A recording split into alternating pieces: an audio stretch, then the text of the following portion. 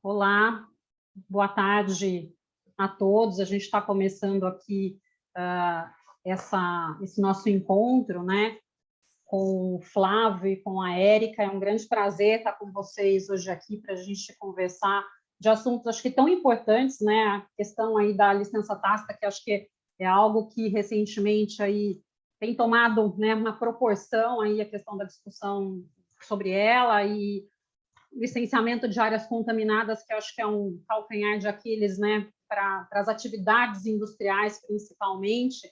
Então, acho que são dois temas importantes que a gente vai conversar aqui hoje, né?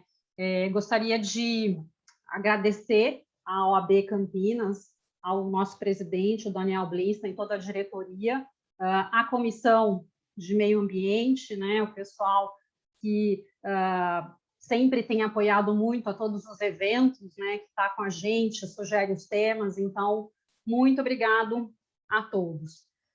Agradecer especialmente, né, a Érica Bechara, ao Flávio Inqueves, que estão aqui hoje, dividindo o conhecimento deles com a gente.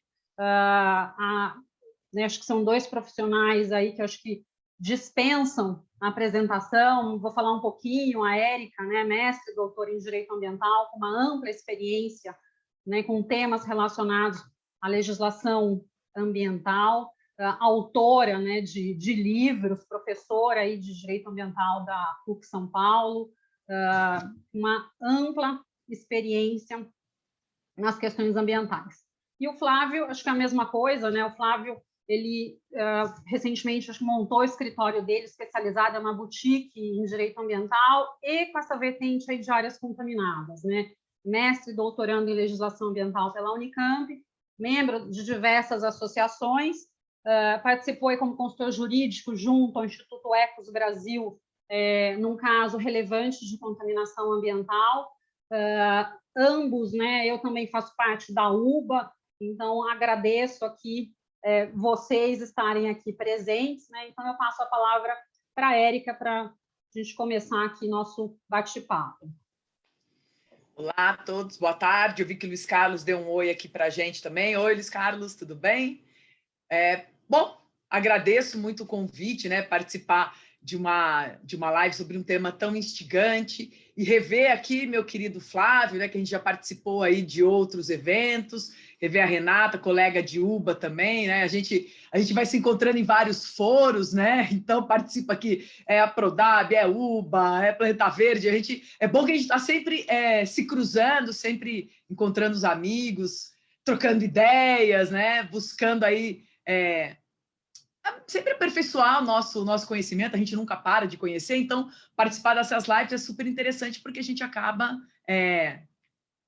enfim, ouvindo os nossos amigos, né, refletindo sobre alguns pontos que às vezes passavam batido. Eu, por exemplo, Flávio, eu gosto muito do tema de áreas contaminadas, eu já estudei um pouco sobre esse assunto, então vou ficar super atenta sobre o tema. Bom, feito aqui o agradecimento, né, também a todos vocês que estão aqui nos assistindo, né? Eu sei que é uma concorrência muito grande, porque tem lives, né, a tarde inteira, todos os dias do mês. Então, quando a pessoa prestigia, a gente fica super feliz, né, de estar prestigiando a nossa live. Muito bom. Eu pedi para falar sobre licenciamento tácito por decurso de prazo. Esse tema me instigou muito, eu comecei a refletir sobre ele, e eu falei, eu quero falar sobre esse assunto, porque eu achei ele, de certa forma, inusitado, mas depois eu vi que advogava-se, muitos advogam por um licenciamento tácito por decurso de prazo. Eu falei, isso é muito estranho, vamos entender por que as pessoas estão advogando por isso, né? Qual é o embasamento disso, e aí eu trouxe aqui umas reflexões para você esse tema. Bom, desculpem. Deixa eu desligar aqui o meu e-mail, senão ele vai ficar pitando aqui toda hora. Bom, já é de conhecimento geral da nação, que o licenciamento ambiental é um dos mais importantes instrumentos da política de meio ambiente.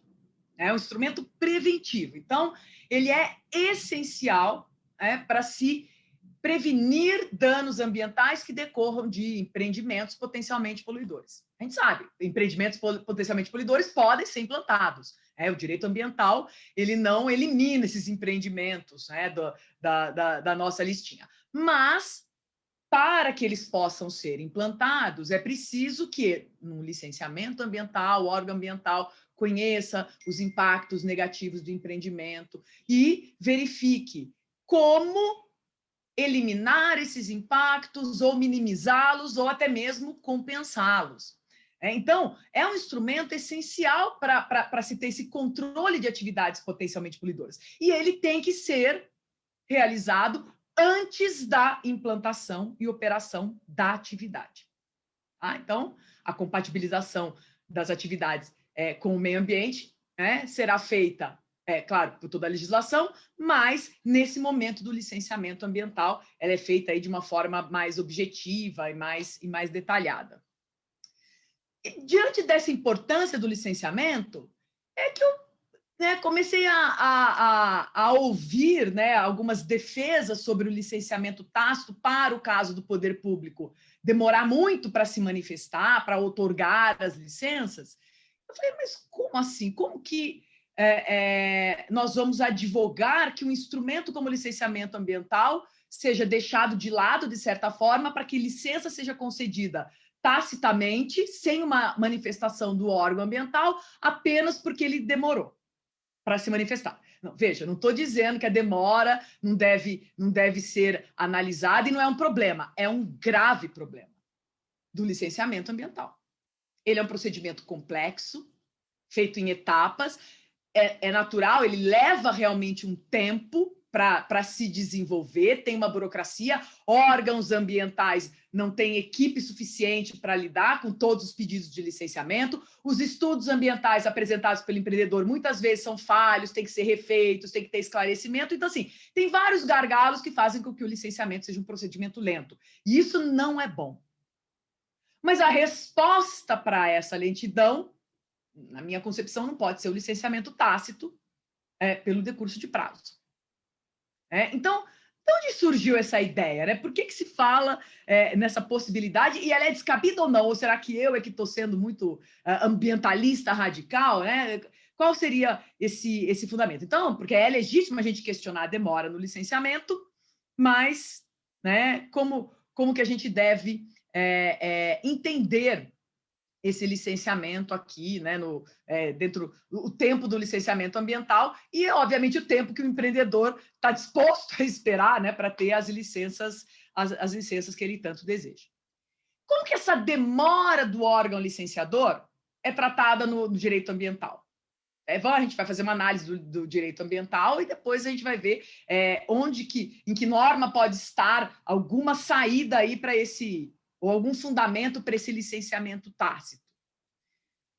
Bom, a gente vai lá na resolução CONAMA 237, que trata de licenciamento ambiental. A gente não tem ainda a Lei Geral de Licenciamento Ambiental aprovada, parece que hoje o novo relator ia apresentar o substitutivo do projeto de lei para se voltar, retomar a discussão sobre o projeto da Lei Geral de Licenciamento Ambiental, mas por enquanto o que nós temos aqui é a resolução CONAMA 237, estou falando no plano nacional apenas, e a Lei Complementar 140, que também tem alguns dispositivos sobre licenciamento.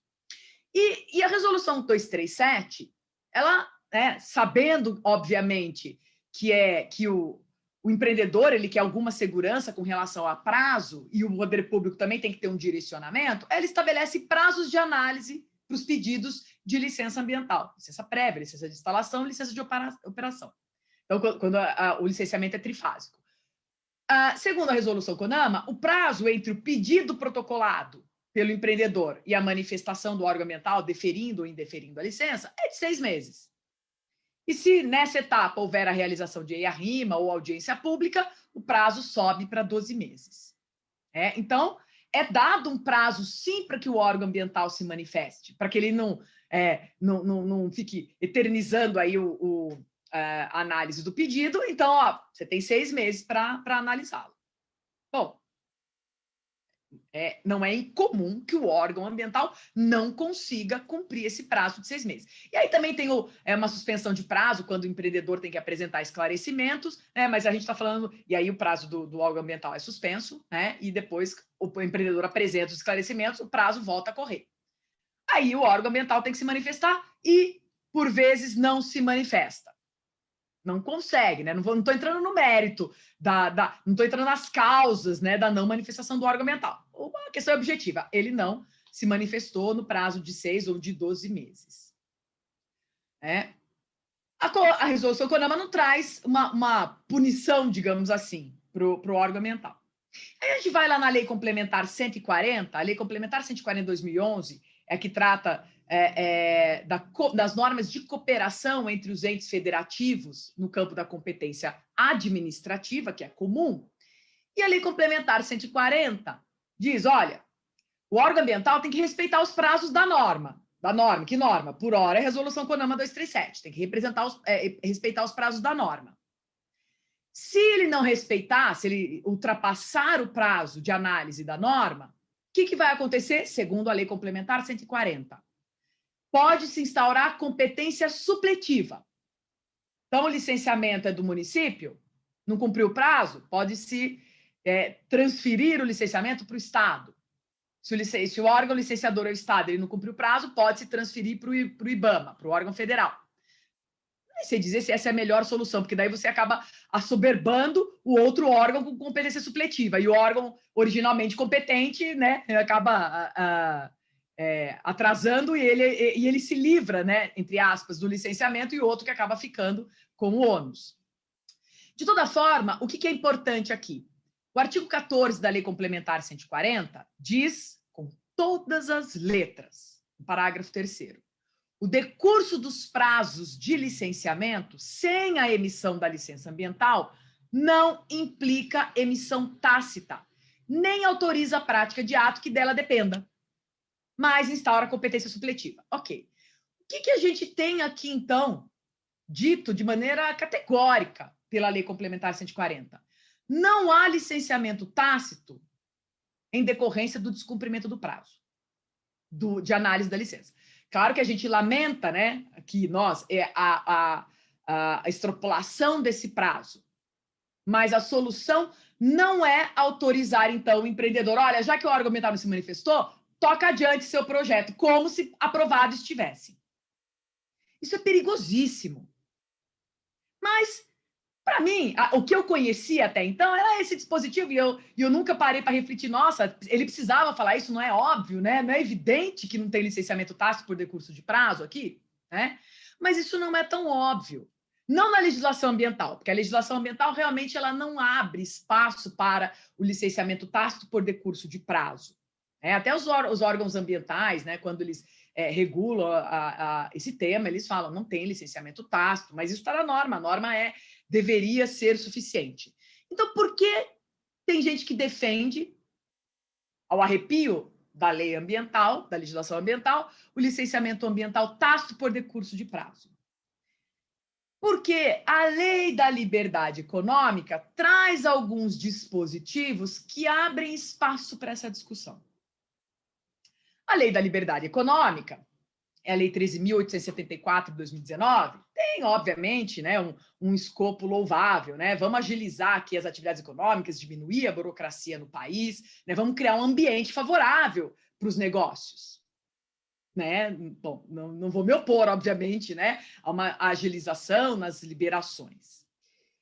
Mas essa lei, de um lado, ela diz que empreendimentos desenvolvidos em propriedades privadas de baixo risco não precisariam das autorizações. Eu não vou tratar sobre esse aspecto, né, da dispensa do licenciamento para atividades de baixo impacto ou baixo risco, que é a terminologia que usa essa lei. Isso aí é uma discussão bem profunda para outra live, né? Mas o artigo 3º dessa lei diz, eu vou resumir aqui, que o poder público, para aqueles projetos, aquelas atividades que precisam de alguma liberação, porque tem aqueles que vão ser dispensados de liberação porque são de baixo risco, mas tem aqueles que dependem, médio, alto risco, que dependem da liberação, Aí a norma diz o seguinte, artigo 3º, inciso 9º, o particular tem que saber qual é o prazo que o poder público precisa para emitir uma manifestação. Transcorrido o prazo, o silêncio da autoridade competente importará aprovação tácita para todos os efeitos. Então, então vamos lá. Se tem um prazo para o poder público se manifestar e ele não cumpre o prazo, então tem aprovação tácita. A própria lei cria algumas exceções. Uma delas, que é a que nos tranquiliza, é que nesse mesmo dispositivo ela diz, olha, ficam ressalvadas as hipóteses expressamente vedadas em lei. Então, a mesma lei que fala da aprovação tácita diz, quando houver uma lei dizendo que não tem autorização ou licença tácita, prevalece a lei que veda a licença tácita. Que ótimo, então estamos tranquilos. Por quê? Porque a Lei Complementar 140 é esta lei que veda expressamente a licença tácita.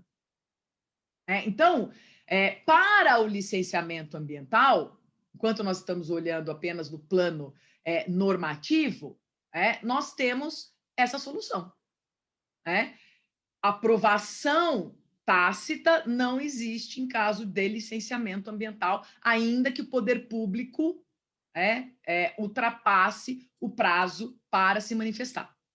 Quando a Lei da Liberdade Econômica foi aprovada, essa discussão veio, pode ser aí porque o poder público demora muito, o que acontece? Não, mas a própria Lei da Liberdade Econômica excepciona essas hipóteses. Só que depois ela tem outros dispositivos, que dão a impressão de que caberia essa licença tácita. Inclusive, veio uma medida provisória depois, 1915, 2020, que dizia, olha, não se aplica esse inciso 9º para as atividades com impacto significativo no meio ambiente.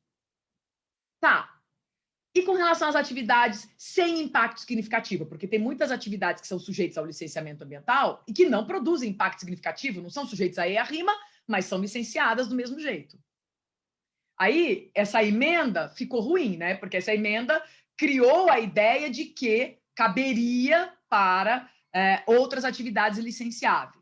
E aí a gente teria que discutir se prevaleceria a lei complementar ou a lei da liberdade econômica, Obviamente, a lei complementar, que é a lei complementar 140, prevaleceria. Então, também não haveria espaço para isso. Tá? Tá certo isso. Poxa, você tem uma lei da liberdade econômica querendo agilizar o ambiente de negócios, querendo proteger a livre iniciativa, tá certo, então, não permitir a aprovação tácita no licenciamento ambiental, se o órgão ambiental ultrapassa ou dobra, às vezes, o prazo dele de análise? Tá certo. Não porque a gente não tenha atenção para com o empreendedor, não porque a gente despreze a angústia, a ansiedade do empreendedor. Não é por isso. Talvez a gente tenha que buscar outras medidas, até mesmo alguns oferecem para o empreendedor, olha, entra com uma ação judicial para que o juiz estabeleça um prazo fatal para o órgão ambiental se manifestar no seu caso. Alguns empreendedores até fazem isso. Mas não poderia ser diferente. Por mais que a gente entenda o empreendedor, não dá para ser diferente e trabalhar com a ideia da concessão tácita de licença ambiental por decurso de prazo, porque isso fere frontalmente o princípio da prevenção, porque o licenciamento ambiental, com análise do órgão ambiental sobre o projeto, os estudos ambientais, as medidas que ele vai determinar, condicionantes, etc., tudo isso precisa ser feito antes do empreendimento ser implantado. Então, se você trabalha com a ideia de uma concessão tácita da licença ambiental, o órgão ambiental pode fiscalizar depois. Sim, mas depois pode ser tarde, porque o empreendimento foi todo implantado sem qualquer controle do órgão ambiental. Não dá para conceber isso. Então, a lei da liberdade econômica tem por intuito proteger a livre iniciativa, o livre exercício da atividade econômica, favorecer o ambiente de negócio, mas esses valores devem prevalecer sobre a proteção do meio ambiente? Me parece que não. Tá? Então, eu me coloco e entendo que há respaldo na lei contra a concessão de licença tácita na lei da liberdade para empreendimentos sujeitos ao licenciamento ambiental, ainda que o órgão ambiental ultrapasse o seu prazo de análise.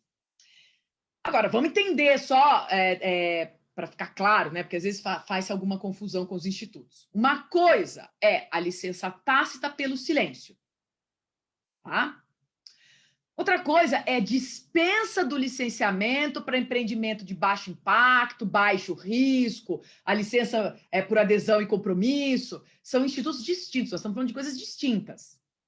Tá? A licença tácita, ela tá pautada num licenciamento, portanto, existe o licenciamento, a atividade é sujeita ao licenciamento ambiental, mas porque o órgão ambiental demora, né, permite-se que o empreendimento se desenvolva sem a manifestação do órgão ambiental. Outra coisa é aquele empreendimento que é a norma, né? Isso vai ser algo muito discutido nesse projeto de lei, já está sendo muito discutido, é a norma entender, tem alguns empreendimentos que têm impacto tão baixinho, então a gente pode ter um procedimento simplificado para eles, a gente pode ter a licença automática, né, por adesão e compromisso, mas aí são outras questões, tá? Não é a licença tácita por decorrência de prazo, é outra coisa, né? E é um tema bastante polêmico, né? Com a licença ambiental de adesão e compromisso, que alguns estados já incorporaram na sua legislação, a questão já foi judicializada, tá? No Supremo, né, em alguns casos já disse que tudo bem, que, né, não cabe a ele fazer esse tipo de controle, enfim. Mas aí é outro assunto.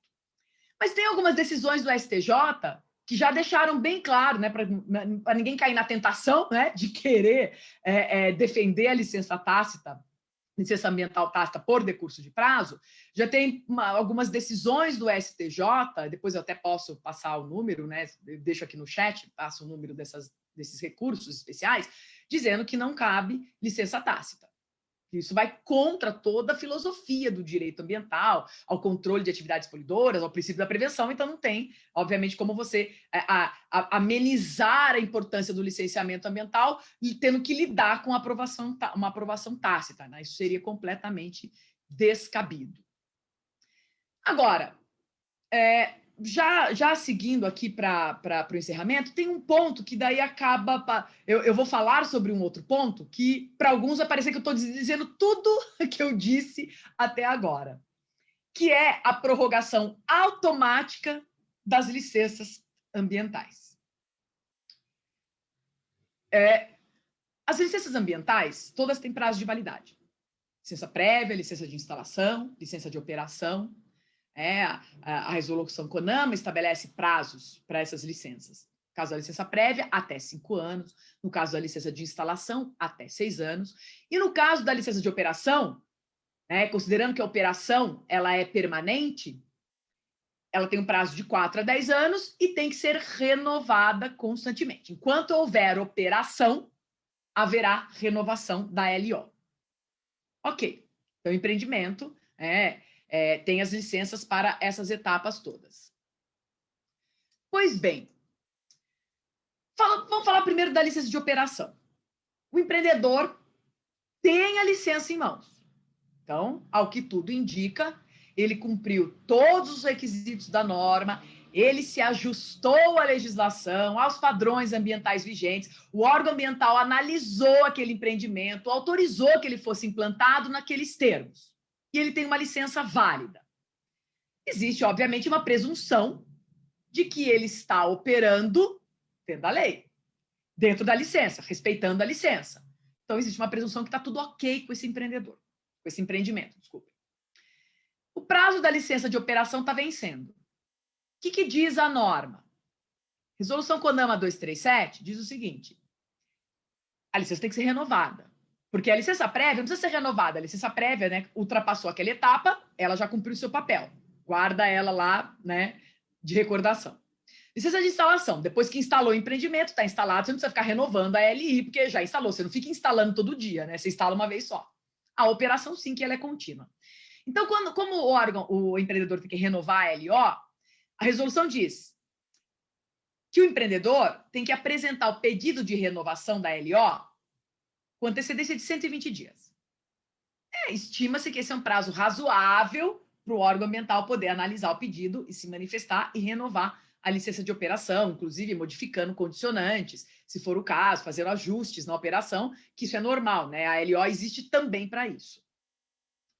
Mas aí a mesma resolução CONAMA, sabendo que muitas vezes o poder público não consegue cumprir esse prazo, ela diz o seguinte: se o empreendedor apresentar o pedido de renovação no prazo, 120 dias, a licença ficará automaticamente prorrogada até a manifestação definitiva do órgão ambiental competente.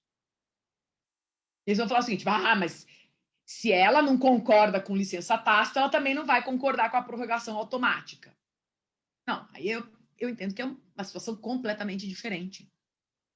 No caso da licença tácita, é uma licença para iniciar uma determinada intervenção que ainda não foi avaliada pelo órgão ambiental, que ainda não foi validada por ele. A renovação da LO, ela parte do princípio de que o empreendimento está operando regularmente porque já passou por toda uma análise do órgão ambiental. E é só no momento da renovação, que tem a presunção de que ele está operando regularmente, que fala, olha, nesse momento não é razoável, não é proporcional que a demora no órgão ambiental prejudique o empreendimento que está presumidamente operando dentro da lei, dentro dos termos da licença. Isso seria, inclusive, um grande prejuízo. Imagina, o empreendedor está lá com seus empregados, seus contratos para cumprir, né, tudo funcionando regularmente, aí o órgão ambiental não consegue analisar o pedido. Olha, querido, desculpa, a sua licença, então, expirou, então você fecha aqui o seu empreendimento, manda todo mundo embora, porque eu não sei quando é que o órgão ambiental vai se manifestar. Isso seria desproporcional, desarrazoado. Então, claro que, nesse caso, a prorrogação automática, ela não é uma renovação tácita, ela prorroga até que o órgão se manifeste. Se o órgão se manifestar depois de um mês, vai valer, obviamente, a manifestação dele. Né? E depois de um mês, se ele falar o seguinte, não vou renovar essa LO porque está tudo errado, então prevalece isso. Aí sim o empreendedor tem que encerrar a atividade, suspender a sua atividade até que haja uma renovação regular da licença. Então, me parece que esse quadro é um quadro diferente e plenamente justificável. Não dá para equiparar essa situação de prorrogação automática da LO com uma concessão tácita de uma licença que sequer teve análise do poder público. Tá? Então, eu só queria concluir isso para não ficar aí um entendimento, né, diverso com relação a essa renovação. E mais, a Lei Complementar 140, ela também fala da prorrogação automática da licença já concedida e que tem que ser renovada, se apresentado o pedido em 120 dias. Só que ela nem fala só da LO, ela fala de todas as licenças. Então, de acordo com a Lei Complementar 140, todas as licenças poderiam ser prorrogadas automaticamente se houvesse um pedido de renovação dentro do prazo. Aí, claro, também a gente também tem que dar puxar só uma setinha aqui para falar a respeito. Essa prorrogação automática da LO, da LP e da LI pode acontecer respeitado o prazo máximo da licença. Porque se a resolução diz que o prazo máximo de uma LI é 6 anos, você não pode ter prorrogação automática por 8, 10, 20. Por quê? Porque você está ultrapassando o prazo máximo que a lei entendeu que a instalação tem que ocorrer. Porque senão aquela licença fica obsoleta e aí você já tem que ter um outro projeto, uma nova ideia sobre aquilo. O empreendedor pode ter até 6 anos. Ou seja, ele recebe uma LI de 3 anos, aí ele fala, não deu para instalar em 3 anos, então ele pede uma renovação. Tudo bem. Pode até ser automática essa renovação, desde que não ultrapasse o prazo limite da validade daquela licença. Porque senão, aí a pessoa pode ter 20 anos para instalar um empreendimento só na prorrogação automática. Só que aí aquele projeto vai ficar completamente obsoleto, novas leis surgem, novas obrigações surgem, e ele está lá com aquela licença antiquada lá, né, que não, obviamente não dá para pautar a instalação dessa forma.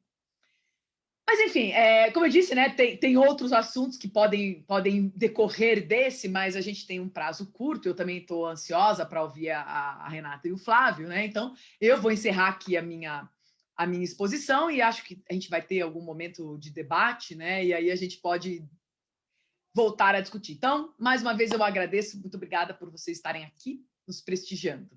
Obrigada à OAB. Obrigada, Érica. Acho que foi excelente, né? Eu, até curiosamente, eu tenho vivenciado algumas questões dessa na prática, não tanto em relação ao licenciamento ambiental CETESB, né? Mas, às vezes, o licenciamento no município de São Paulo, ou licenciamento ambiental, ou da própria licença de funcionamento da empresa. Eu já tive situações que a Prefeitura de São Paulo tem mais de 2 anos não se manifesta sobre um alvará de funcionamento ou uma licença, e você não consegue conversar, porque está na pandemia, não tem ninguém lá, ninguém atende telefone, você não consegue fazer agendamento. E daí, quando você conversa, a pessoa fala assim, entra com MS, porque o processo está Não, é duro, é duro. Então, assim... Não, eu sou solidária também ao empreendedor nesse caso. Eu entendo, não é? É que na verdade, como eu disse, assim, eu sou solidária ao empreendedor, eu entendo a angústia a de você. dor, né? Isso. Mas o preço não pode ser esse risco tão grande para o meio ambiente. Porque, assim, é um interesse privado, sim, para trocar as bolas aí nesse caso. Sim. Mas eu entendo que precisa ter alguma solução. Eu vou colocar os julgados aqui, pode deixar. Tá, perfeito. E eu acho assim, talvez pudesse se pensar, né, num tratamento diferenciado, de fato, para aquela atividade que está iniciando, porque aqui está ali em período de renovação, ok, se deu entrada na renovação dentro do período, está válido até o órgão se manifestar, né? Agora, de fato, para aquela atividade inicial que anseia iniciar suas atividades e que às vezes fica ali 6 meses por uma demora, né? Ou por falta de pessoal, ou por alguma outra questão que não seja falta de documento, algum erro no processo, né? É muito angustiante. Eu acho que não é só a angústia do empreendedor, mas no final das contas o próprio país acaba pagando, né? Uma morosidade aí, e talvez a gente poderia ter sei lá, né? 2 tipos de análise. Não sei, talvez é uma coisa aí para a gente pensar, né? Temos que pensar, realmente. Realmente é um problema. Eu não vou tomar mais tempo, depois a gente vai conversar. Mas a gente debate, isso que é bom. Flávio, passo a palavra para você. Vamos lá. Vamos. Obrigado pelo convite, né? Obrigado para a OAB de Campinas, obrigado, Renata, por ter dado essa oportunidade. E, assim, também alegria de dividir novamente a mesa com a Érica também. Assim, eu adoro as projeções dela, porque, além da dinâmica e profundidade, você tem essa didática toda, né? Eu aproveitei para dar uma anotada em algumas coisas aqui e depois aprofundar um pouco mais a pesquisa, então eu fico ansioso para esse tipo de coisa. E é lógico, a oportunidade também de a gente poder trocar um pouco de ideias, poder trocar um pouco de informações e conhecimentos e tudo mais.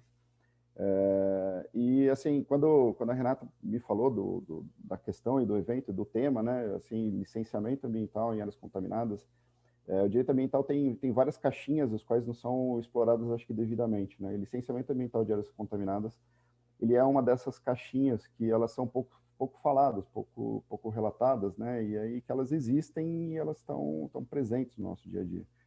Então, eu também gostei muito da oportunidade de falar sobre isso, exatamente por causa dessa dinâmica, né? Expor e trazer o olhar para esse tipo de situação.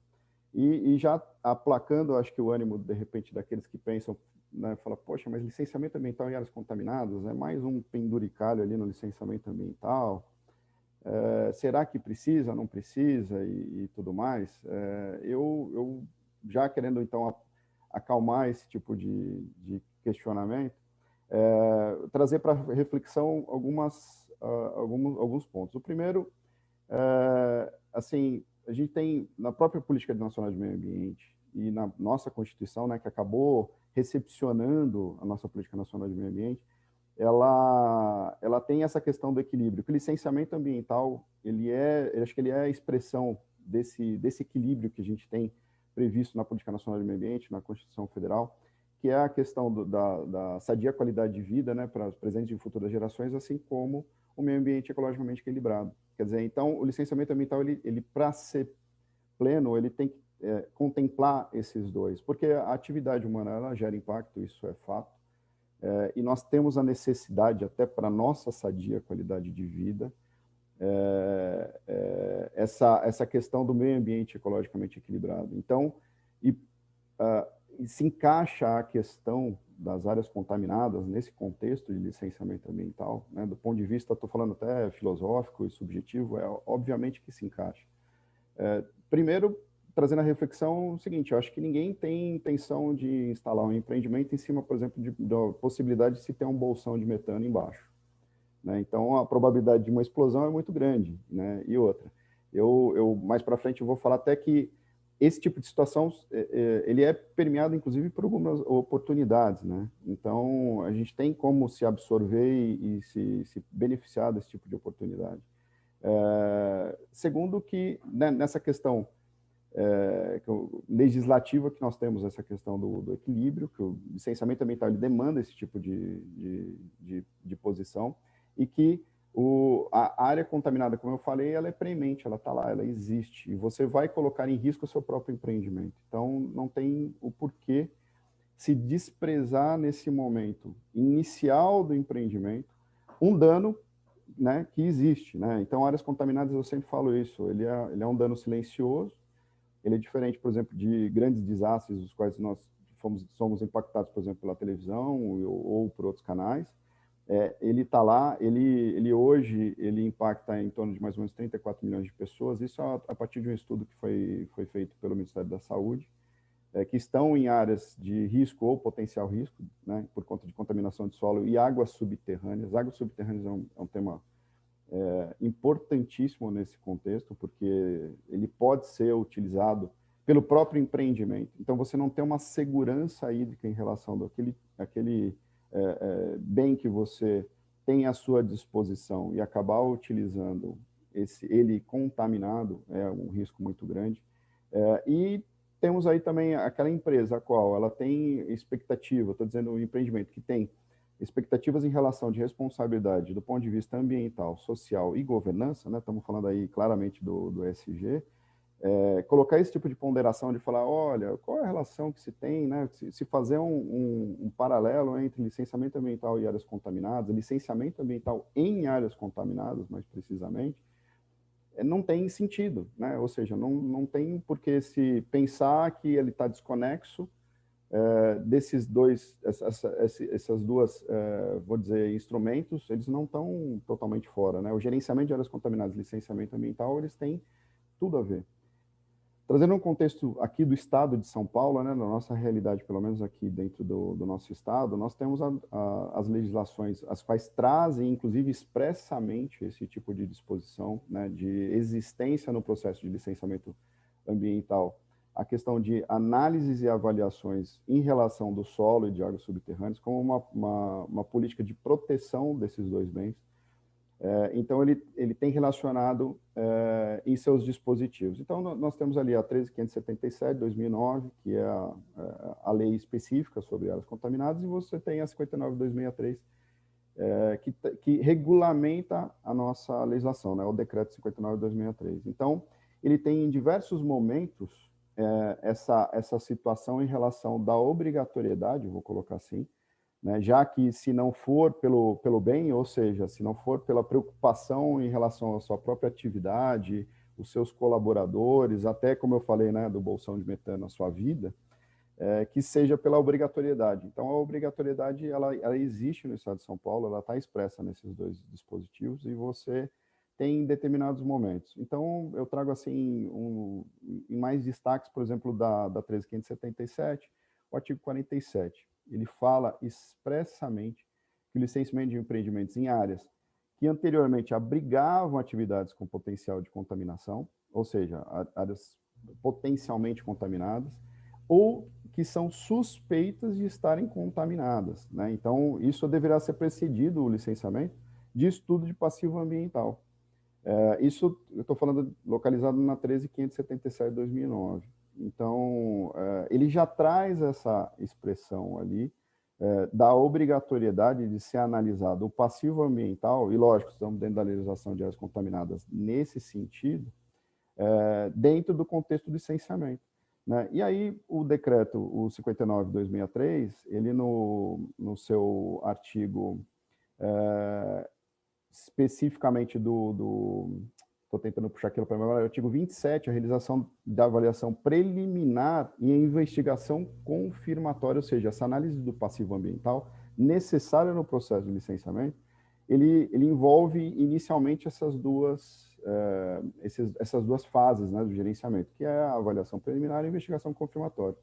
E ele independe, inclusive, da exigência da CETESB. E eu posso te dizer Aí, a partir de da normativa administrativa, né, da própria CETESB, que nós temos ali a DD, a Decisão de Diretoria 038 de 2017, e tem a Instrução Técnica número 39, que a Instrução Técnica 39, ela traz isso muito mais planificado. Eu sou, assim, um fã incondicional da regra do jogo, né? Eu acho que o estabelecimento pleno da regra do jogo, ele é sempre benéfico. Isso em qualquer âmbito, mas no direito especificamente. Estamos falando na questão do empreendimento em si, né? Você saber esse estabelecimento dessas regras muito expressas e muito claras, ele facilita demais, né? Ele facilita a vida do empreendedor. Então,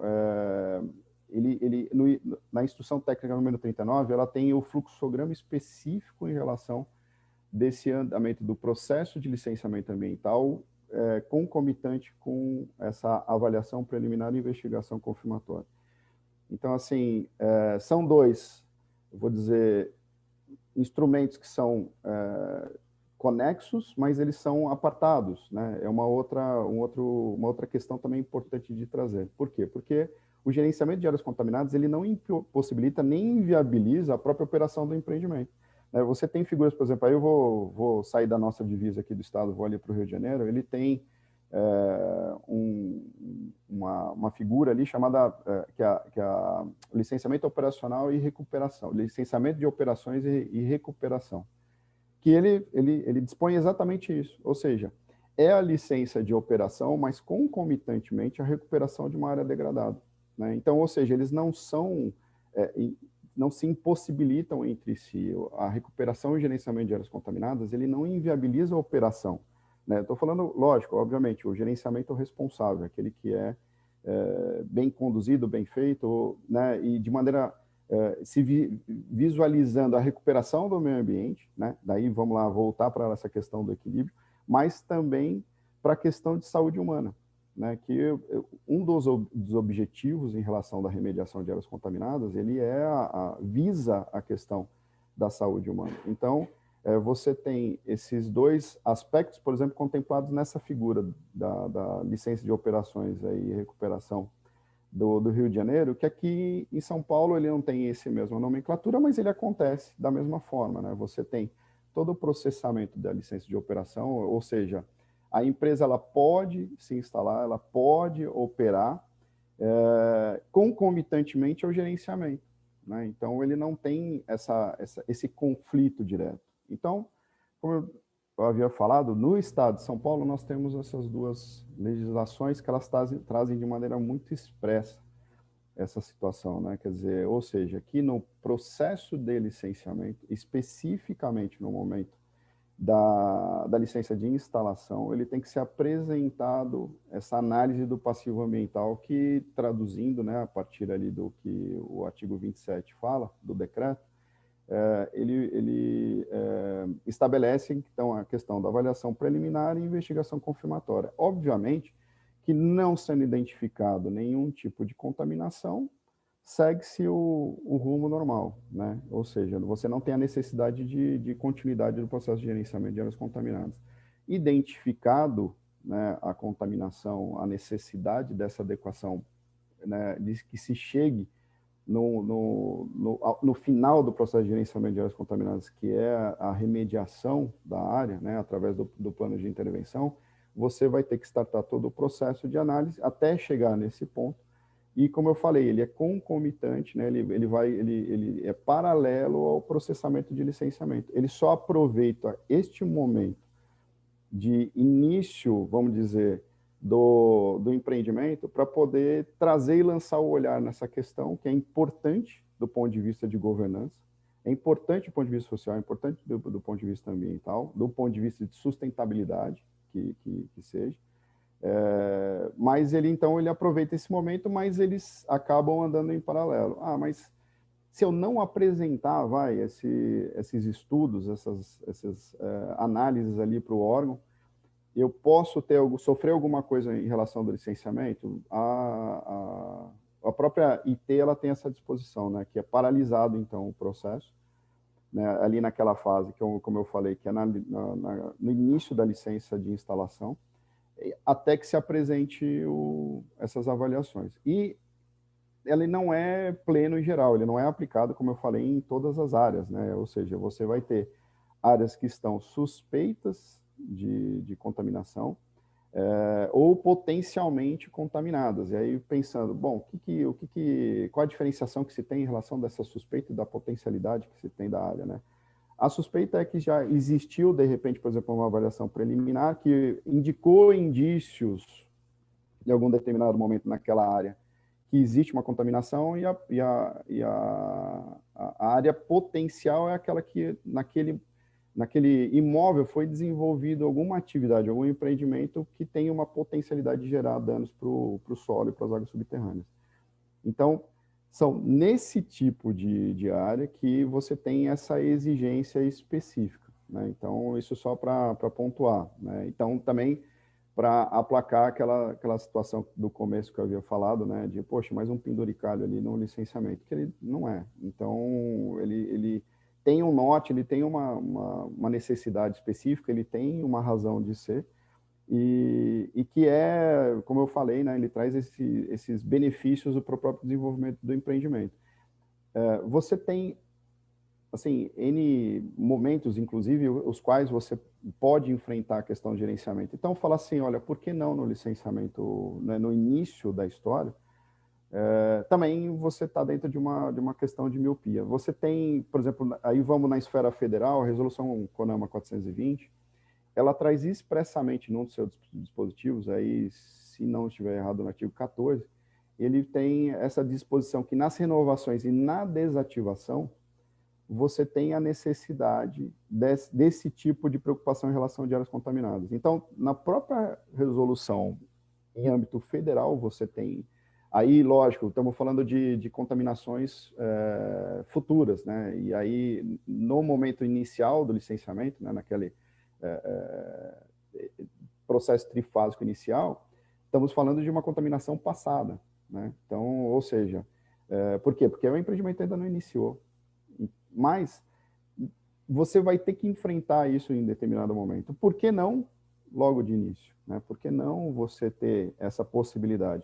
Inclusive, de um empreendimento qual está numa fase inicial, existe uma série de questões ali benéficas, os quais você também, como eu havia falado, tem alguns benefícios que a gente pode explorar, que logo de início, né, um ab início ali da relação, por exemplo, do empreendedor com aquela área, você não tem necessidade específica também de desenvolver o seu empreendimento assim, especificamente naquela área, né? Então, aí que vai da boa governança, né? Aquela governança preventiva, aquela que você faz um levantamento prévio de todos os problemas os quais você pode enfrentar, que vai ser, inclusive, mais para frente. Por exemplo, se eu faço um mapeamento prévio daquela área qual eu pretendo empreender e eu vejo que aquela área tem problemas, né? E isso não vai descaracterizar, porque na 13.577, na 59.263,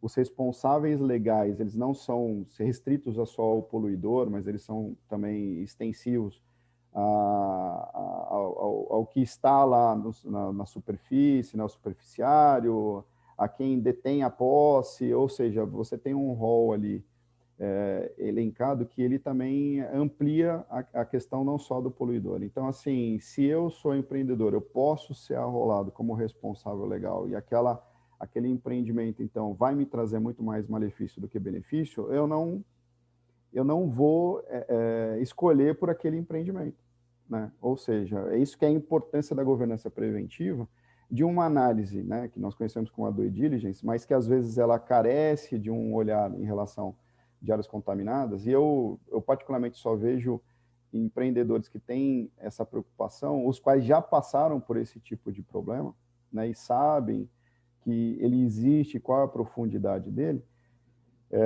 Então, você faz essa análise. Obviamente que você tem uma autorregulamentação do próprio mercado. Por quê? Porque aquele proprietário qual tem uma área que ele, obviamente, ele faz alocação ou que seja a venda para um empreendedor, ele necessariamente ele precisa ter as melhores qualidades possíveis em relação daquela área, para poder o seu intento ser frutífero. Então, ou seja, se essa responsabilidade permanece com ele, com o proprietário da área, né? Então, ele não vai conseguir dar uma destinação correta para aquilo. Nós temos, na própria legislação, nós temos na resolução CONAMA também, temos em outros momentos, a questão da verbação na matrícula dessa contaminação que é identificada.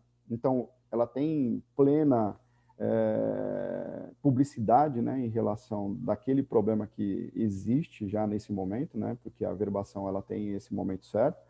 Então, não tem porquê se falar que isso é algo que possa restringir até a plena propriedade. Então, né, é aquilo que eu falei. Se o empreendedor ele não quer 1, 2, 3, 5 que sejam, o proprietário ele acaba, lógico, para poder dar esse destino correto para a área dele, ele se responsabilizando e fazendo esse gerenciamento. Então, ou seja, você tem uma questão também de autorregulamentação. Isso para matar essa situação de que isso pode ser um cerceamento no pleno exercício da propriedade. Ele não é, ele acaba não tendo esse tipo de característica. Então, assim, como nós vimos, nós temos assim uma situação de um arcabouço legislativo aqui no estado de São Paulo, nós temos isso extrapolando, inclusive, para o âmbito federal, quando se lança o olhar na resolução CONAMA 420, que traz a questão da gestão e gerenciamento de áreas contaminadas. Você tem um pleno, como vou dizer assim, incorporação na nossa Política Nacional de Meio Ambiente, na nossa Constituição, quer dizer, em todos os dispositivos que nós temos aí, também do ponto de vista federal. Infelizmente, é uma coisa, inclusive, que eu estava falando esses dias, nós temos algumas deficiências em outros, por exemplo, entes da federação, né, em outros estados que não têm uma legislação específica, como, por exemplo, o estado de São Paulo, que não tem como na cidade de São Paulo, né, especificamente também, que tem uma legislação. Então, ainda se tem muito trabalho a ser desenvolvido. Por isso que esse tipo de evento acho que é importante, quer dizer, até para impactar quem é ligado ao órgão público, para saber, existe um mecanismo, ele pode ser utilizado, então, e ser plenamente conhecido e utilizado. E como, fazendo um gancho, então, para a questão de oportunidades, né, você tem a questão que eu falei, né, em relação de governança preventiva, ou seja, você ter dentro do seu próprio planejamento do empreendimento essa avaliação. Você tem dispositivos de governança fiscal, qual vão te trazer alguns benefícios fiscais se você aplicar o gerenciamento. Você tem instrumentos aí de recuperação de crédito fiscal que você pode aplicar não só nesse tipo de atuação, mas em outras também do ponto de vista ambiental.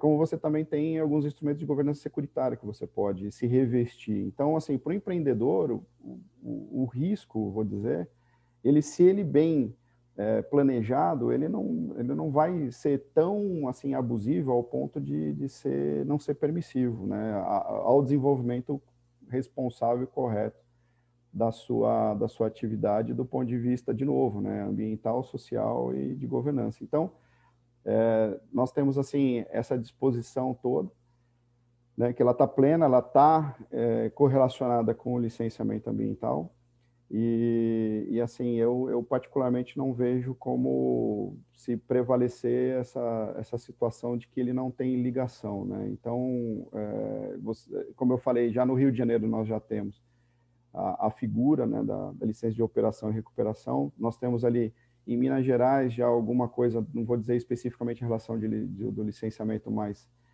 já se lançando o olhar das questões de áreas contaminadas. Você tem no Espírito Santo, no Rio Grande do Sul, Santa Catarina, quer dizer, você já tem alguns estados fazendo uma movimentação nesse sentido.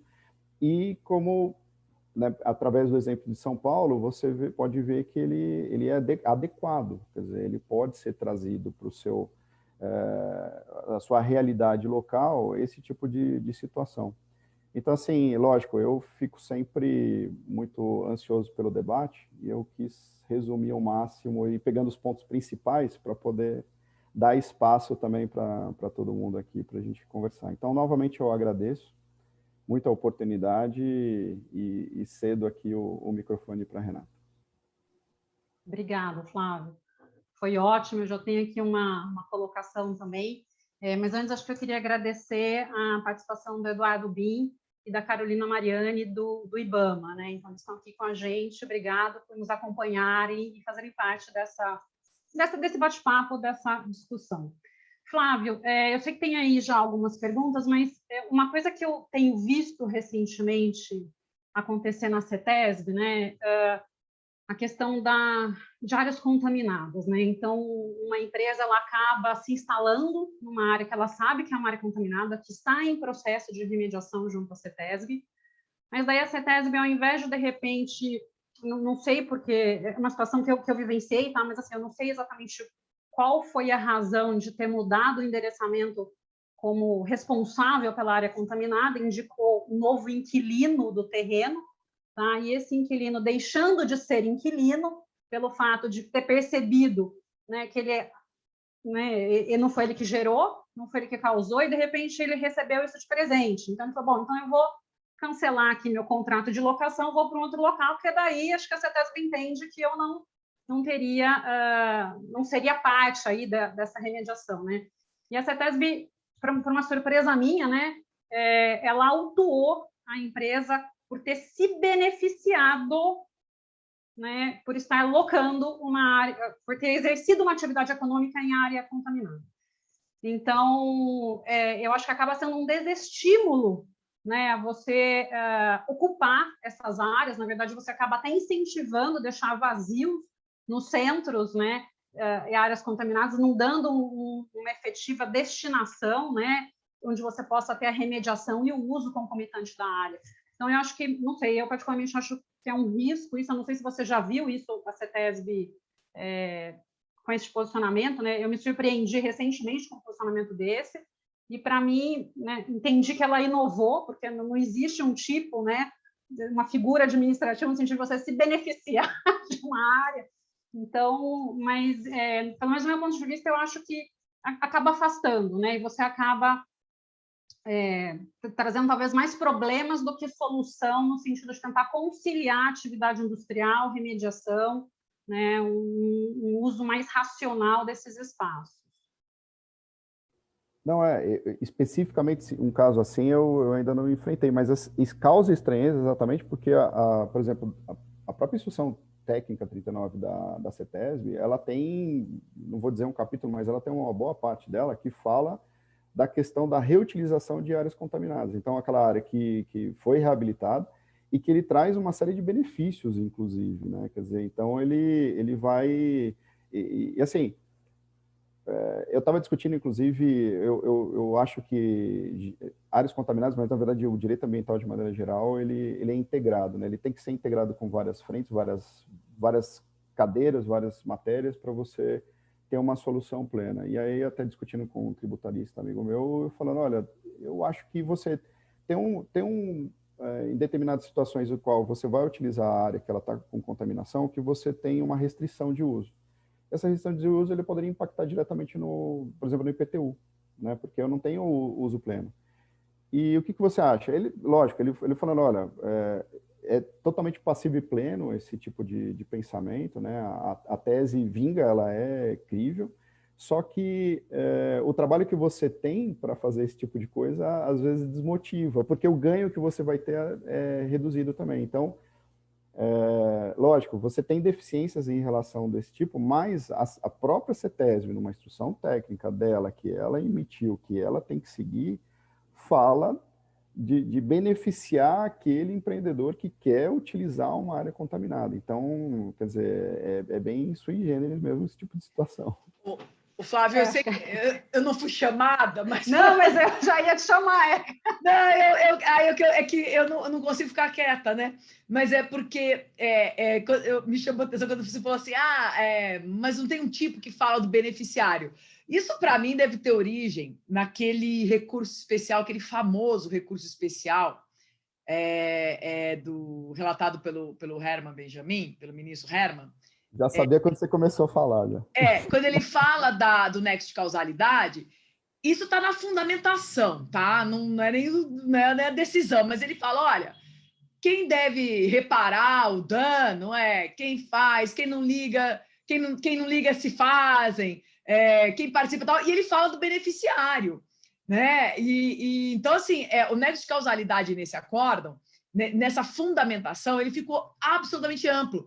E é curioso porque, assim, toda vez que a gente vai falar de nexo de causalidade, vem esse acórdão. Todo mundo fala desse acórdão quando vai falar de nexo de causalidade, seja para criticar, seja para endossar, né? Mas mesmo assim, mesmo que a gente fosse pensar em beneficiário vai ter que reparar, tem que ser o beneficiário da atividade poluidora. O inquilino entra no imóvel. No que ele se beneficiou da atividade poluidora? Ele entrou, fez. Assim, então, eu acho que nesse caso nem caberia colocá-lo como beneficiário, porque ele apenas usou uma área e ele não se beneficiou de uma área contaminada, porque quem se beneficia de uma área contaminada chegou, botou seu negócio lá, né?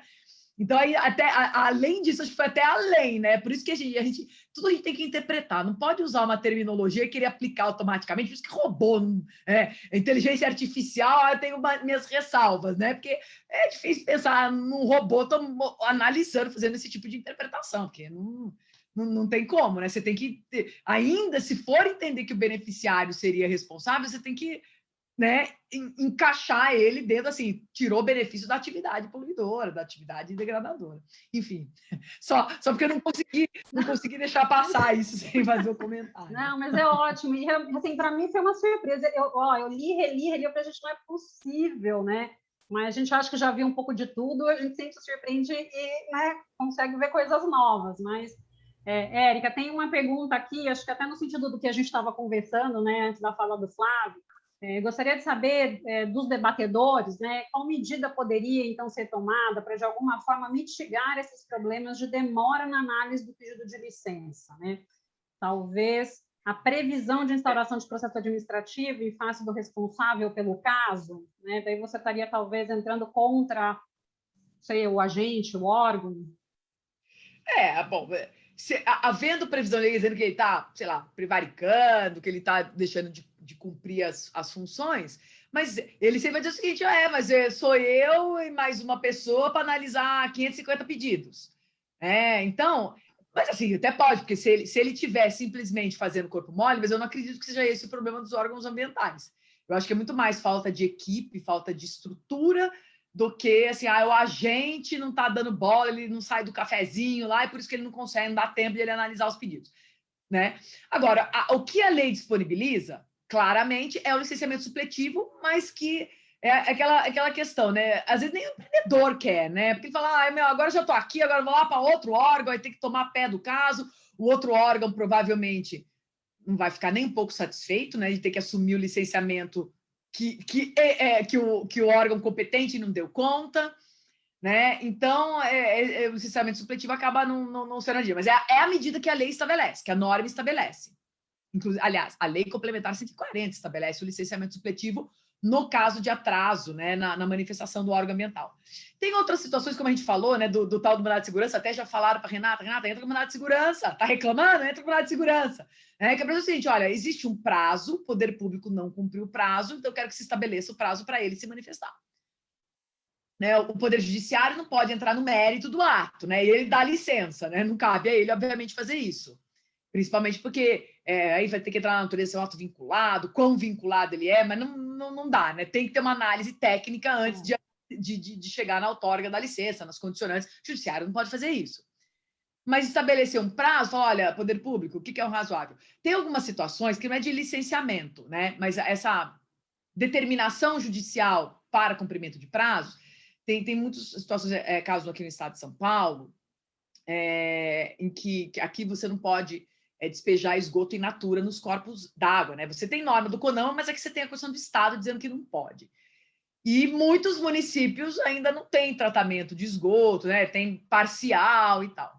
Então, o Ministério Público entrou com ação civil pública em vários municípios para condenar o município a construir estação de tratamento de esgoto num determinado prazo, num prazo razoável. Porque o município fala assim, não dá, reserva do possível, não tenho dinheiro, tem outras prioridades. E aí, a prioridade de dar saneamento básico não é uma prioridade, né?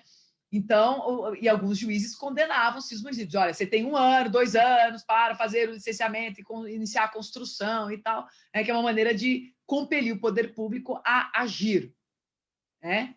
é uma solução. Inclusive, numa desses recursos especiais que eu deixei aqui, acho que num dos casos o ministro fala, olha, o que não dá para ter licenciamento tácito, mas se a pessoa quiser, ela recorre ao judiciário. O próprio ministro fala isso.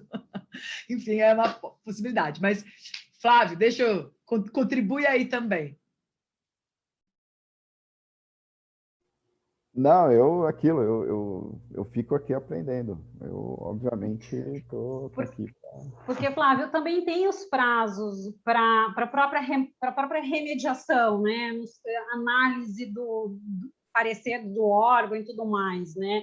E daí, quando a gente se vê numa situação aí que você tem, de repente, né, o órgão, sei lá, era para se manifestar em X tempo, ele demora 4 vezes mais aquele tempo. Como proceder? Eu vivenciei uma situação de uma remediação de área contaminada que sim, não é nenhum caso emblemático, como a Aterro Mantovani, né? Porque eu não vou nem citar, mas era uma indústria aqui na cidade de Campinas, inclusive, fora de brincadeira, demorou 10 anos para eles conseguirem, né? E não era água, não era a área contaminada em si, você tinha uma contaminação pouca do lençol freático, mas como estava dentro do município, era só você colocar a restrição, né, de uso do lençol, acabou, a concessionária fornece água, né, teoricamente simples. Não, demorou mais de 10 anos para eles conseguirem o encerramento mesmo da atividade. Então, assim, situações como essa, né, como que fica? Como que o empreendedor fica?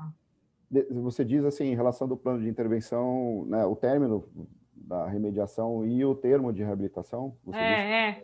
A próprio órgão não se manifestar, né, não analisar, não sei. E daí acho que o empreendedor fica numa situação difícil, né, porque ele não vai querer entrar com MS numa situação dessa, né, porque ele depende, no caso do licenciamento também, mas o licenciamento eu acho que talvez seja um pouco menos crítico, não sei. Aí, de fato, você está precisando mesmo do aval da área, né, do órgão, do técnico, de falar, não, ok, pode, né, tá encerrado. Então, eu entendo mais complicado, né? Eu sou bastante pragmático, né? Eu, assim, acho que e precisa de uma atuação direta junto com o órgão, você não pode depender do órgão se movimentar, ou seja, você tem que ir lá movimentar o órgão, então, acho que quem está exercitando o gerenciamento ali, e é lógico, né, entre o término da intervenção e o termo de reabilitação, o termo de reabilitação é essencial, ainda mais, por exemplo, se você teve a averbação na matrícula da contaminação, você, não sei, algum destino que você precisa dar especificamente ali, você não pode ficar de eterno esperando isso, né? Então, assim,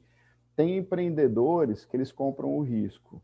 Eu acho que é muito ruim, né? Eu estou pensando até num caso que eu atuei, que ele falou, olha, eu vou fazer o que eu preciso fazer, mas se me autuarem, eu pago. E aí depois a autuação ficou um pouco acima daquilo que ele até imaginava. Então, acho que não tem necessidade.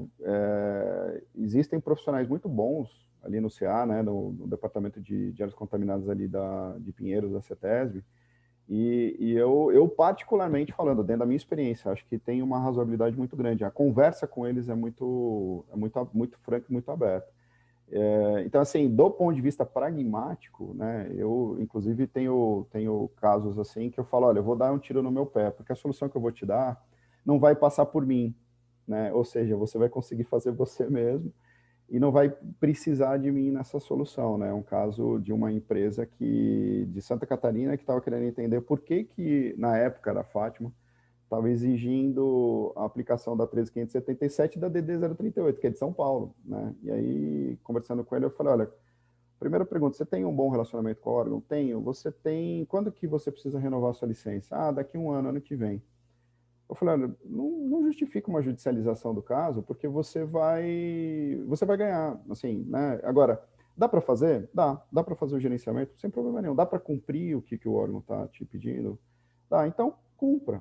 Né? Não gera o tipo de estresse junto com o órgão desnecessário, né? Então, ele não tem, infelizmente, ele não tem uma normativa que ele pode utilizar e ele está se servindo de uma que ele sabe que vai resolver a questão, né? Que vai fazer a reparação do dano. Então, utiliza isso. Então, nesses casos assim de demora, lógico, tem lá o instrumento, né, o próprio mandado de segurança, quer dizer, que a gente pode utilizar, mas eu acho que uma intervenção direta junto com o órgão, com um departamento específico lá que está analisando, eu, particularmente, eu tenho um certo sucesso, né? Então, acho que sempre há uma via a ser explorada, pelo menos a primeira, né?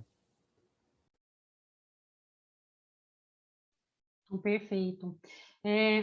Aqui, né, no caso de prescrição intercorrente, há previsão de abertura de procedimento administrativo contra o responsável por aquele processo? Não, eu acho que o Luiz Carlos está afirmando, porque aí é uma maneira de dizer, olha, a responsabilidade do agente se ele deixar ocorrer a prescrição intercorrente, porque significa que ele deixou parado o processo administrativo por 3 anos, o processo administrativo sancionatório. Né? Então, fala, bom, mas como é que você não movimentou? Prescreveu a infração porque você não deu andamento aí ao processo. Não, agora eu vi, ele está justificando a pergunta anterior. Não, perfeito. Lógico, o órgão ambiental pode falar a mesma coisa. Mas eu não consegui movimentar, não consegui fazer nada. Bom, enfim. Mas aí acho que tem que, de fato, ter uma norma para responsabilização. E dá um certo receio, né? Aí os agentes começam né, às vezes, né, isso pode gerar assim, não, é o prazo, e de repente não tem a qualidade. Então, o importante é que tenha a qualidade. A gente tem que analisar o seguinte: a gente tem que atacar a causa, né? Responsabilizar o agente, claro, não é que isso está fora de questão, mas assim, a causa tem poucos recursos, tem poucos agentes. Quais são os gargalos do licenciamento para a gente atacar as causas? Sim, né? Sim, sem dúvida. A gente vai lá na ponta, né? Responsabilizar o agente, licenciamento tácito. E as causas que levam a essa demora. Isso aqui tem que ter uma análise profunda. E a ideia, assim, hoje se discute muito para licenciamentos, para empreendimentos de baixo impacto, você ter procedimentos mais simples que possam ser mais ágeis. Então, essa pode ser uma forma de você desafogar um pouco, de você dar enfim, essa é uma tentativa. Claro, a gente não quer que simplesmente, a pretexto de agilizar, que se desconstrua o licenciamento. Eu acho que não é essa a ideia, mas pensar em mecanismos para que mantenha o controle sem ter o prejuízo, a celeridade, né? Eu acho que a questão da análise do prejuízo é fundamental, né? A Maria até coloca como medir quando é válido e necessário recorrer à judicialização do processo, né? Ou não. Eu acho que é a questão, de fato, do prejuízo à atividade. E isso tem que ficar muito, muito claro, né? Muito demonstrado. Eu acho que a empresa tem que ter a certeza de que o procedimento que ela fez é um procedimento correto, né? Que não está faltando documentação, que não tem vício, que está regular, porque senão também é um tiro no pé. E daí, quando ela realmente começa a ter prejuízo, né? Uma das experiências que eu vivenciei, a empresa estava passando por auditorias internacionais, e realmente ela dependia, né? Por mais que você explique para o auditor, não, mas eu dei entrada, tá válido, estou com essa situação. Naquele caso em específico, a empresa estava sendo penalizada e isso iria afetar até comercialmente ela, né? Então, em casos assim, eu acho que realmente você tem daí uma justificativa para recorrer. Urgência dela. Exatamente. Então, é óbvio, o judiciário não vai entrar no mérito, né, se vai conceder, se não vai conceder, se vai renovar ou não a licença, mas ele exige que o órgão responsável faça análise em determinado prazo, né? Então, isso eu acho que é fundamental, né? Sim. Esse termômetro eu acho que é perfeito, quer dizer, são as dores, né? Você analisar essas dores e aí você saber exatamente o que tem que dar o andamento correto. Acho que é perfeito. Perfeito. Tem uma outra pergunta aqui, olha, fico com uma dúvida sobre os procedimentos em caso de áreas contaminadas, né? O processo de licenciamento ou gerenciamento de áreas contaminadas contempla medidas de reparação para vizinhos afetados. Por exemplo, em relação aos recursos hídricos, né? Há um dever na lei estadual para fornecimento de água para abastecimento dos afetados em áreas contaminadas. Nessa hipótese, esse abastecimento ele se vincula à recuperação da área, né? Talvez eu tendo a minha área remediada, eu continuo com a obrigação de fornecer. Até quando vai essa obrigatoriedade do fornecimento de água para esses vizinhos afetados? É que você tem praticamente duas situações, né? Você tem uma situação, porque a contaminação ela não vai diretamente, por exemplo, num corpo hídrico subterrâneo diretamente. Então você tem uma situação de contaminação superficial, né? E você tem a questão da contaminação do recurso hídrico. E aí, lógico, dentro do plano de intervenção, você tem que fazer a análise em relação a isso, porque assim, o plano de intervenção ele pode chegar no final, em questão da remediação, não necessariamente fazendo a recuperação integral, né? A própria legislação paulista, ela tem esse estabelecimento, tanto que é para o uso declarado, né? Então, você tem o termo de reabilitação para uso declarado. Então, você vai ter essa recuperação dentro dessa possibilidade em relação do uso.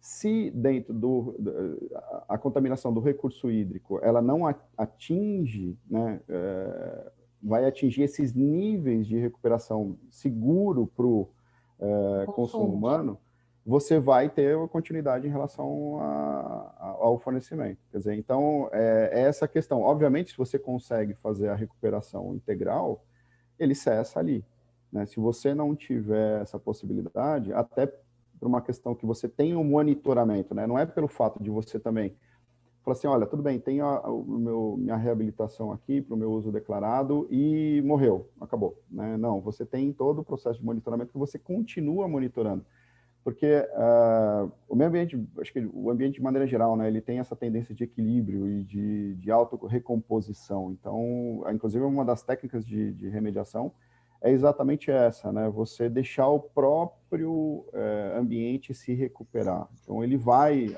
paulatinamente. É lógico, dentro de uma visão geológica, você vai analisar ali e falar, olha, mas às vezes a recuperação disso, estamos falando de um período longo de tempo, né? Então, é crível isso ou não? Então, ou seja, no caso específico, ele perdura enquanto perdurar a situação. Então, ou seja, ele vai ter essa limitação. Ô, Flávio, essa limitação, né, essa obrigatoriedade de fornecimento, ela seria devida ainda no caso de ser numa área urbana com o fornecimento da concessionária, né, porque tem essa discussão, né, se eu tenho fornecimento da concessionária, serviço público, eu não haveria necessidade de ter um poço, né, a utilização. Daí esse empreendedor ele continua com essa obrigação até que se tenha, né, essa limitação ou não? Ele, de repente, encerrando o seu processo aí de área contaminada, tendo uma declaração pela CETESB de que a área está remediada, cessaria ali a obrigatoriedade, ainda que o lençol não pudesse ser utilizado? Ah, sim. Estou plenamente, porque você tem a concessão de água ali, né? Quer dizer, então você tem a fonte. É uma das grandes brigas em relação de áreas contaminadas, porque se fica muito concentrado nessa questão que eu falei, da contaminação superficial. Uhum. Então, a gente tem uma deficiência em relação a isso. É o caso, por exemplo, de Jurubatuba mesmo, né? As discussões que ficam orbitando ali são sempre dessas contaminações superficiais, mas você tem o aquífero profundo, que ele está contaminado. Aí você tem uma questão, assim, extremamente complicada, porque é um mega site, estamos falando de um bairro inteiro. E muita gente, acho que às vezes acaba entendendo, até desculpa te interromper, mas acaba entendendo que eu tenho um direito adquirido, já que eu estava aqui e tinha um poço, né? Eu tenho direito adquirido ao meu poço, né?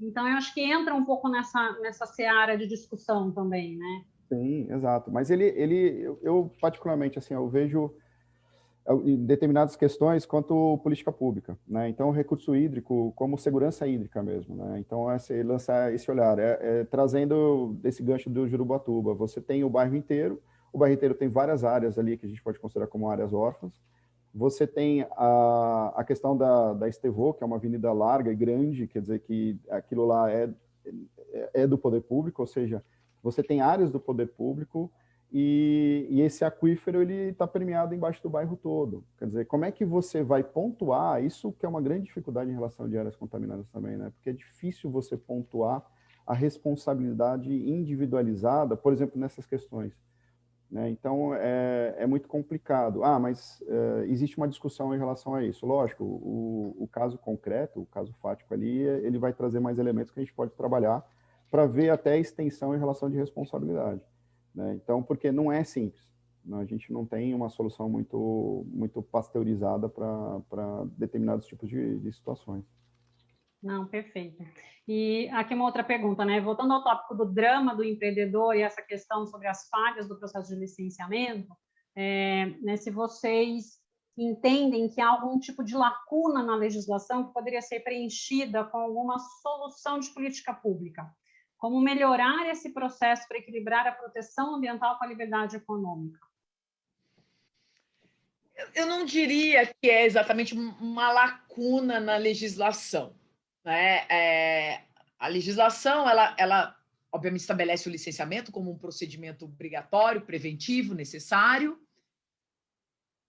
O que pode eventualmente se avaliar é se ela está exigindo muitas atividades, muitas medidas burocráticas para licenciamentos que poderiam ser mais simples, que é o que se busca justamente agora com os procedimentos mais simples para empreendimentos de baixo impacto, né? Então, essa ideia, bom, nós temos que fazer uma legislação condizente com o porte do empreendimento, o porte ou a intensidade do impacto, para que se garanta a proporcionalidade. Então, se existe algum tipo de crítica, pode ser essa: olha, não há proporcionalidade, às vezes, no tipo de licenciamento para o tamanho do impacto. E isso é algo que se busca, de alguma maneira, corrigir, dar alguma agilidade, eliminar a burocracia. Mas, repito, eliminar a burocracia é bom, mas a gente tem que ter cuidado, porque, às vezes, eliminar a burocracia, você pode estar eliminando justamente um aspecto crucial do licenciamento. Então, assim, precisa haver bom senso, uma sensibilidade, para que nessa simplificação não se deixe o ambiente desguarnecido. Mas essa ideia de você conseguir ter um licenciamento, um procedimento mais ágil, é uma boa. E aquilo que a gente estava falando antes, né? E deixar, obviamente, o órgão ambiental equipado, preparado para poder atender a essa demanda. Porque às vezes a demanda fica desproporcional, aí o licenciamento muitas vezes acaba sendo judicializado, vai se discutir, aí o judiciário também fica perturbado, aí o licenciamento trava. Então, tem muitas outras questões que acabam interferindo. Sim, e talvez até aquela questão que a gente levantou, né? Talvez priorizar novas licenças, né? Um licenciamento que começa do zero, que é de uma nova atividade, que vai gerar benefício econômico para o país, né? Então, talvez isso também seria importante. Por exemplo, o licenciamento, como regra, ele é trifásico, mas tem alguns empreendimentos que podem ter um licenciamento mais simples. Não precisa ser licença prévia, de instalação, de operação. Por quê? Porque o porte do empreendimento, ou melhor, o grau de impacto do empreendimento, não justifica um procedimento, às vezes, dessa forma. Então, você tem que, obviamente, tem que fazer os ajustes, né, para você ter essa celeridade. Agora, claro, empreendimentos de impacto significativo vão... Sim. Licenciamento longo, burocrático, demorado, vai ter que ter audiência pública, é uma necessidade, né? Você vai ter o empreendimento, mas tem um preço para isso, né? Então, o custo ambiental, ele vai existir, vai existir. Também a gente tem que tomar cuidado, começa a querer agilizar demais a atividade econômica, e aí o meio ambiente fica lá atrás. É isso que eu falei. Valores da liberdade econômica são valores super importantes, mas eles prevalecem sobre a proteção ambiental? Eu entendo que não. Então, assim, vamos equilibrar, vamos buscar um equilíbrio. Não, perfeito. Eu acho, inclusive, acho que a palavra-chave é isso, né? Equipar e qualificar bem o órgão. Acho que isso, aí sim, é uma questão de política pública, né? Uma questão de gestão administrativa. Então, acho que isso é essencial, né? Para talvez o andamento da solução do problema. E às vezes o que eu sinto também, né? Eu acho que vai muito óbvio, né? De órgão para órgão, de fiscal para fiscal, de gerente para gerente. Mas, de repente, ter uma proximidade também maior com a empresa, né? Porque às vezes o que a gente acaba escutando é que ela fala assim: eu não estou aqui para dar consultoria ambiental, né? Na verdade, a empresa não está querendo uma consultoria ambiental, porque ela tem uma consultoria contratada. Na verdade, ela está querendo discutir alternativas. E às vezes o órgão ele fala assim: me apresenta que eu analiso. Sendo que às vezes numa reunião, né, é óbvio que a gente não vai sair um martelo, né, definido do que vai ser feito, mas talvez algumas questões podem ser mais aceleradas por conta dessa discussão, né? Então, eu acho que essa postura também de se colocar, né, de uma forma aí mais contributiva, né? E talvez não só naquele comando e controle. Então, eu acho que isso é importante também, né? Gente, eu adorei, aprendi muito, né? Eu acho que todas essas conversas que a gente aprende muito. Queria agradecer, né, imensamente a Érica por ter aceito o convite, ao Flávio por estar aqui com a gente. Se alguém tiver ainda alguma questão, né, algum outro ponto, pode encaminhar para a OAB, pode me encaminhar, eu entro em contato com o Flávio ou com a Érica, a gente está à disposição. Muito obrigada. Também gostei muito. Obrigada, gente. Obrigada, gente. Muito obrigado. Tchau, tchau. Tchau. Até logo.